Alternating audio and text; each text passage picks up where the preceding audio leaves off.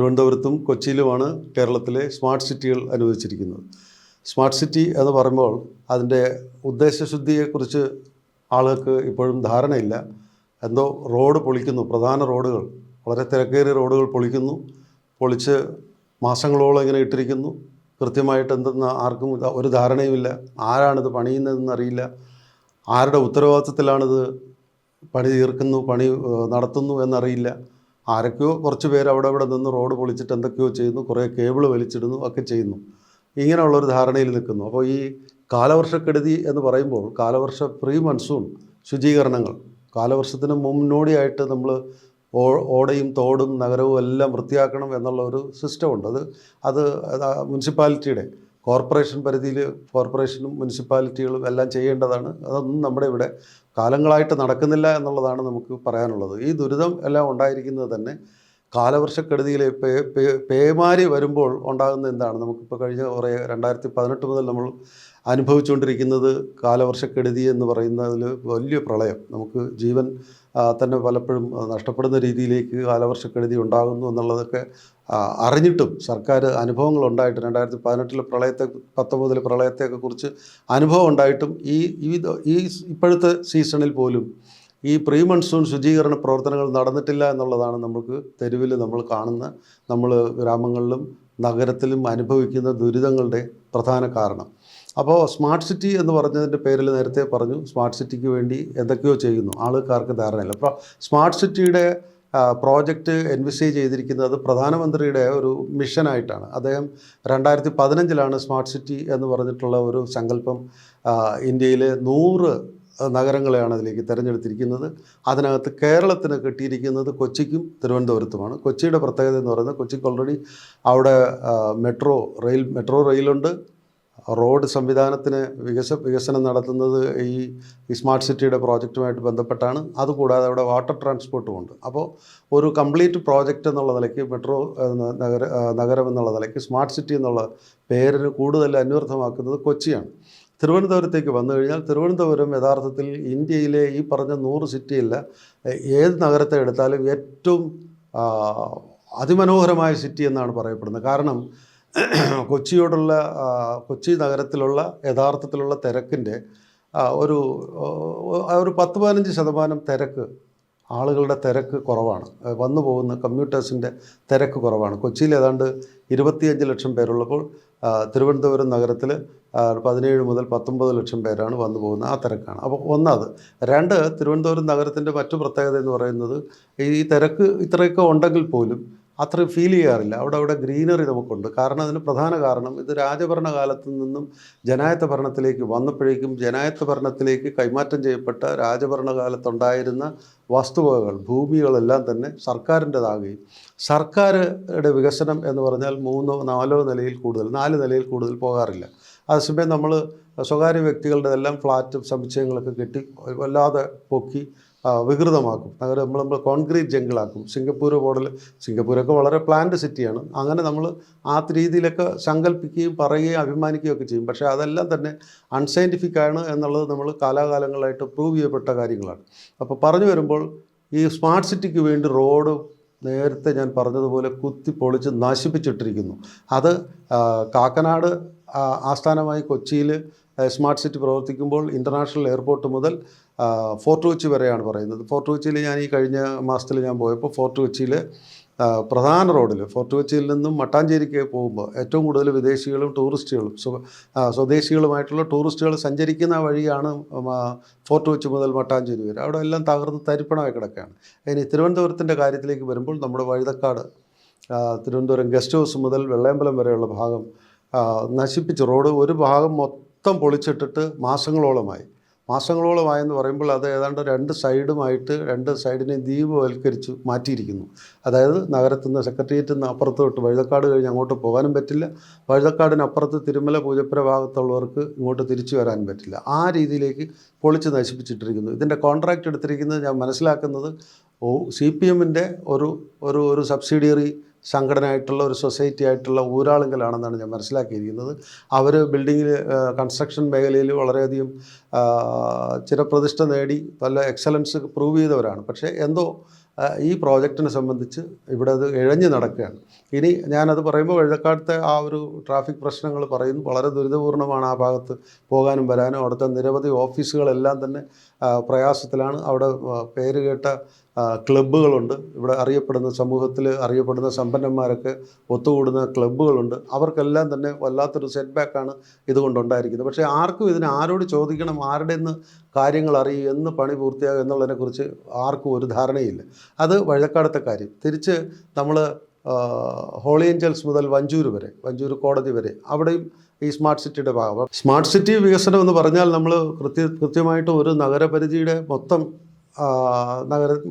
നഗരത്തിൻ്റെ റേഡിയസ് മൊത്തം കുഴിച്ച് വൃത്തികേടാക്കുക, അത് എല്ലാ ഇൻഫ്രാസ്ട്രക്ചറും ഉണ്ടാക്കുക എന്നുള്ളതല്ല.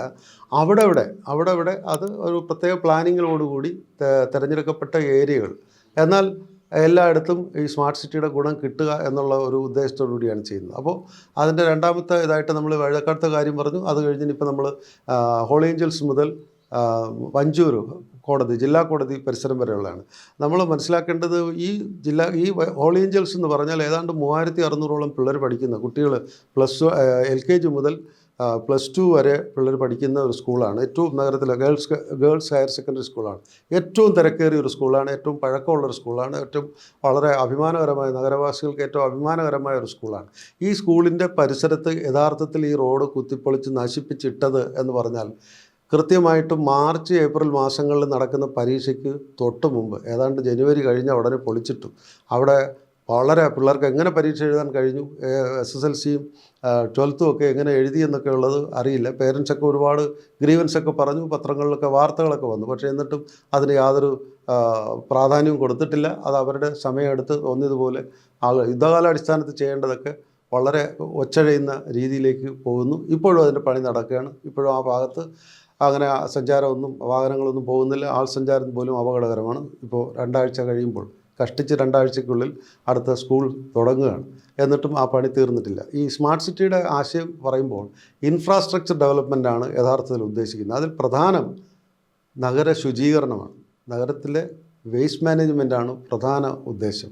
ഒന്ന് വേസ്റ്റ് മാനേജ്മെൻറ്റ്, 2 ആക്സസിബിലിറ്റി എല്ലാവർക്കും, പിന്നെ ഈസ് ഓഫ് ഡൂയിങ് ബിസിനസ് എല്ലാവർക്കും, ഏത് തരത്തിലുള്ള ജീവിതചര്യയെ നയിക്കുന്ന മനുഷ്യർക്കാണെങ്കിലും അവർക്ക് എളുപ്പത്തിൽ എല്ലാ കാര്യങ്ങളും നടക്കുക, അവർക്കൊന്നും തടസ്സങ്ങളുണ്ടാകാതിരിക്കുക, പ്രത്യേകിച്ച് ട്രാഫിക് ജാം ഉണ്ടാകാതിരിക്കുക. ഇതാണ് പ്രധാന ലക്ഷ്യം. അങ്ങനെ തിരഞ്ഞെടുക്കപ്പെട്ട കേരളത്തിൻ്റെ രണ്ട് സിറ്റികളെന്ന് പറയുന്ന കൊച്ചിയും തിരുവനന്തപുരം എടുക്കുമ്പോൾ, തിരുവനന്തപുരത്തിൻ്റെയും കൊച്ചിക്കും നമുക്ക് അനുവദിച്ചത് 2017-ലാണ്. ഞാൻ നേരത്തെ പറഞ്ഞു, പ്രധാനമന്ത്രി 2015-ലാണ് ഇങ്ങനെ ഒരു സ്മാർട്ട് സിറ്റി എന്ന് പറഞ്ഞൊരു വിഷൻ ആരംഭിച്ചത്. 2017 തന്നെ നമുക്ക് അനുവദിച്ചു. 100 സിറ്റികളിൽ നമുക്ക് അനുവദിച്ചത് കൊച്ചിക്കും തിരുവനന്തപുരത്തേക്കുമാണ്. 100 സിറ്റി എന്ന് പറയുന്നത് ഇന്ത്യയിലാകമാനമാണ്. ഏറ്റവും നന്നായിട്ട് ഡെവലപ്പ് ചെയ്തു എന്ന് പറഞ്ഞ് ഇപ്പോഴും പറയുന്നത് ഭുവനേശ്വറാണ്. ഒഡീഷയുടെ തലസ്ഥാനം ഭുവനേശ്വറാണ്. അത് കഴിഞ്ഞ് ഡൽഹിയുണ്ട്, മുംബൈയുണ്ട്, ചെന്നൈയുണ്ട്. ചെന്നൈയിൽ തന്നെ 10 സിറ്റികളാണ് എടുത്തിരിക്കുന്നത്. ചെന്നൈ, കോയമ്പത്തൂർ തുടങ്ങി തൃച്ചി, അങ്ങനെ 10 സിറ്റികൾ അവിടെ എടുത്തിട്ടുണ്ട്. അപ്പോൾ ഇതിൻ്റെ സാമ്പത്തിക ബാധ്യത എന്ന് പറഞ്ഞാൽ 1123 കോടിയാണ് കേരളത്തിൽ ഈ 2 സിറ്റിയിലും സ്മാർട്ട് സിറ്റി ഇംപ്ലിമെൻറ്റേഷന് വേണ്ടി കേന്ദ്ര ബഡ്ജറ്റ് അനുവദിച്ചു കഴിഞ്ഞാണ്. പൈസ കൊടുത്തു കഴിഞ്ഞ ഒരു പദ്ധതിയാണ്. പക്ഷേ ഇപ്പോഴും സംസ്ഥാന സർക്കാരിൻ്റെ അനാസ്ഥ കാരണം, പിടിപ്പേട് കാരണം അവർ അത് ഇങ്ങനെ ഒച്ചഴയുന്ന വേഗത്തിൽ അങ്ങനെ കൊണ്ടുപോകുന്നു. എന്നിട്ട് നഗരവൽക്കരണമല്ലേ, സൗകര്യങ്ങൾ കൂടുന്നത് മെച്ചപ്പെടുന്നതല്ലേ എന്നൊക്കെ കരുതിക്കൊണ്ട് ജനങ്ങളുടെ പ്രതിഷേധമൊക്കെ തന്നെ വളരെ കുറവാണ്, പ്രതിഷേധിക്കുന്നില്ല. പക്ഷേ ഈ ദുരിതം, ഇത് ക്രിയേറ്റ് ചെയ്തിരിക്കുന്ന, ഇത് സൃഷ്ടിച്ചിരിക്കുന്ന ദുരിതം എന്ന് പറയുന്നത് നമുക്ക് ചിന്തിക്കാൻ പറ്റാത്ത രീതിയിൽ അസഹനീയമായിട്ടുള്ള സംഭവമാണ്. ഇപ്പോൾ ഏറ്റവും പ്രശ്നമെന്ന് പറയുന്നത് ഈ റോഡുകൾ നേരത്തെ പറഞ്ഞ മൺസൂൺ പൂർവ്വ ശുചീകരണങ്ങൾ നടത്താത്തത് കൊണ്ടും PWDയുടെയും കോർപ്പറേഷൻ്റെയും പരിധിയിൽ വരുന്ന റോഡുകൾ കൃത്യമായിട്ട് അതിൻ്റെ പാച്ച് വർക്കൊന്നും ചെയ്യാത്തത് കൊണ്ടും അവിടെ കുഴിയും കുണ്ടുമൊക്കെ വെള്ളം കെട്ടി നടക്കുന്നു. അപ്പോൾ ഇതിനകത്ത് കാറുകാർക്ക് പോലും പ്രയാസമാണ്. കാറുകാർക്ക് പ്രയാസം എന്ന് പറഞ്ഞാൽ അവർക്ക് ജീവഹാനി വന്നില്ലെങ്കിലും വണ്ടികളുടെ മെയിൻ്റനൻസ് വളരെ ദുഷ്കരമാകും, വളരെ എക്സ്പെൻസീവ് ആകും. പക്ഷേ 2 വീലറുകാരും ഓട്ടോറിക്ഷക്കാരും എന്ന് പറഞ്ഞാൽ അപകടത്തിൽപ്പെടും എന്നുള്ളത് തന്നെയാണ് ഉറപ്പ്. ആ ഒരു സാഹചര്യം കൂടെ പരിഗണിച്ചുകൊണ്ട് സർക്കാർ ഈ സ്മാർട്ട് സിറ്റിയുടെ പദ്ധതി, കേന്ദ്ര സർക്കാർ അനുവദിച്ച പണം അത് കൃത്യമായിട്ട് വിനിയോഗിക്കുക, സമയബന്ധിതമായി പൂർത്തിയാക്കുവാൻ ഒന്നും ശ്രമിച്ചില്ലെന്നുണ്ടെങ്കിൽ ഇതൊരു വലിയ ദുരന്തത്തിലേക്ക് നീങ്ങും. യഥാർത്ഥത്തിൽ കേരളത്തിലെ നമ്മുടെ സ്മാർട്ട് സിറ്റിയുടെ നമുക്ക് തന്നിരിക്കുന്ന സമയപരിധി കഴിഞ്ഞ മാർച്ചിൽ 2 മാസത്തിന് മുമ്പ് തന്നെ അവസാനിച്ചു കഴിഞ്ഞു. ഇപ്പോൾ വീണ്ടും ഈ മൺസൂൺ തുടങ്ങിയതോടുകൂടി, ഈ തീവ്ര മഴ തുടങ്ങിയതോടുകൂടി പ്രശ്നങ്ങളായി എന്ന് മനസ്സിലാക്കിയിട്ട് പലയിടത്തും പ്രളയം, പലയിടത്തും ആളുകളുടെ വീടുകളിൽ ഉൾപ്പെടെ വെള്ളം കയറി, അങ്ങനെ നഗരം മൊത്തം സഞ്ചാരയോഗ്യമല്ലാണ്ടായ ഒരു സാഹചര്യത്തിൽ മേയർ ഇപ്പോൾ പറഞ്ഞിരിക്കുന്നു ജൂൺ അവസാനത്തോടുകൂടി പണിയെല്ലാം തീർക്കും എന്നാണ് പറഞ്ഞിരിക്കുന്നത്. പക്ഷേ എനിക്ക് തോന്നുന്നില്ല ഇതുവരെ ഇപ്പോൾ നമ്മൾ കാണുന്നതും ഇപ്പോൾ ഈ ദിവസങ്ങളിൽ നമ്മൾ കണ്ടുകൊണ്ടിരിക്കുന്ന അതിൻ്റെ അവസ്ഥ, സ്മാർട്ട് സിറ്റി വികസനത്തിൻ്റെ അവസ്ഥ കണ്ടുകൊണ്ട് പറയുകയാണ്, അത് ഈ മാസമോ അടുത്ത മാസമോ 3 മാസത്തിൽ കൂടി തീരുമെന്ന് തന്നെ എനിക്ക് തോന്നുന്നില്ല. അത് വളരെ സ്പഷ്ടമാണ്. പിന്നെ സ്മാർട്ട് സിറ്റിയുടെ വേറൊരു പോർഷൻ എടുത്തിരിക്കുന്നത് AK സെൻറ്ററിൻ്റെ അവിടുന്ന് പഴയ സ്പെൻസർ ജംഗ്ഷൻ വരെയുള്ള ആ ഇടറോഡാണ്.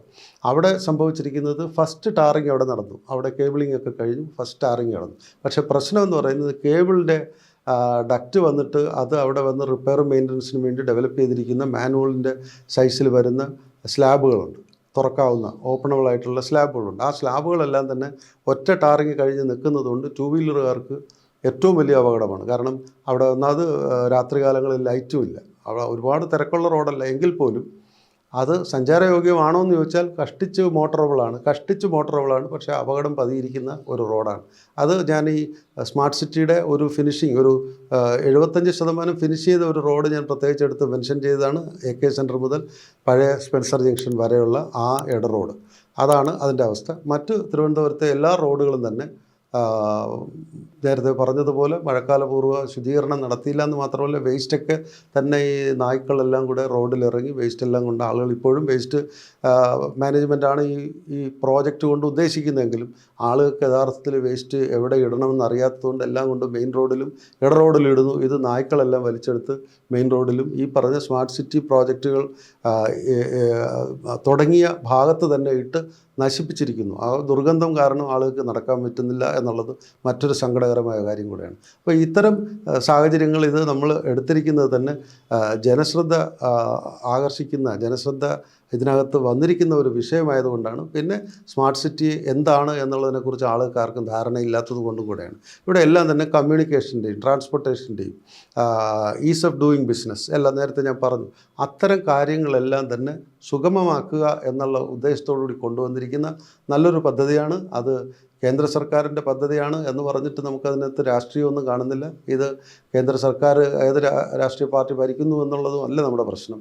ഇതെല്ലാം ജനത്തിന് ഗുണകരമായി സംഭവിക്കേണ്ട കാര്യങ്ങൾ ഇത്തരത്തിൽ സംസ്ഥാന സർക്കാരിൻ്റെ അനാസ്ഥ കാരണം അത് ദുർഘടമായ രീതിയിൽ, അത് അസഹനീയമായ രീതിയിൽ ഇഴഞ്ഞു പോകുന്നു എന്നുള്ളതാണ് ഈ തരുണത്തിൽ പറയാനുള്ളത്.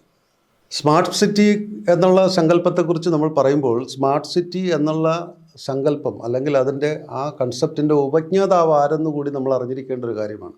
നമുക്കെല്ലാവർക്കും അറിയാം, നമ്മുടെ വീടുകളിലെല്ലാം തന്നെ ഒരു ദിവസം ഒരു മണിക്കൂറെങ്കിലും കാണാത്തൊരു ചാനലില്ല.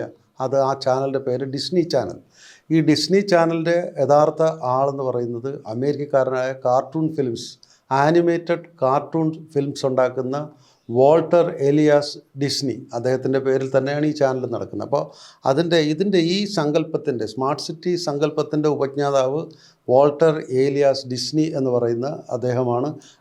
അതുകൊണ്ട് തന്നെയാണ് ഈ ഡിസ്നി ചാനൽ എന്ന് പറഞ്ഞ ഈ കാർട്ടൂൺ ഫിലിമിൻ്റെ ഏറ്റവും കൂടുതൽ ആരാധകരായിട്ടുള്ള നമ്മുടെ എല്ലാവരുടെയും വീട്ടിലുള്ള കൊച്ചുമക്കളുടെ ഏറ്റവും ഫേവററ്റ് ആയിട്ടുള്ള ഒരു ചാനലാണ് ഡിസ്നി ചാനൽ. ഇത് നമ്മളിത് പറയുമ്പോൾ കാരണം ഈ സങ്കല്പം ഉടലെടുത്തതിൻ്റെ പ്രധാന കാരണം അദ്ദേഹത്തിൻ്റെ ഈ പറഞ്ഞ കാർട്ടൂൺ ആനിമേഷനിലൂടെ വന്ന ഒരു സങ്കല്പമാണ്.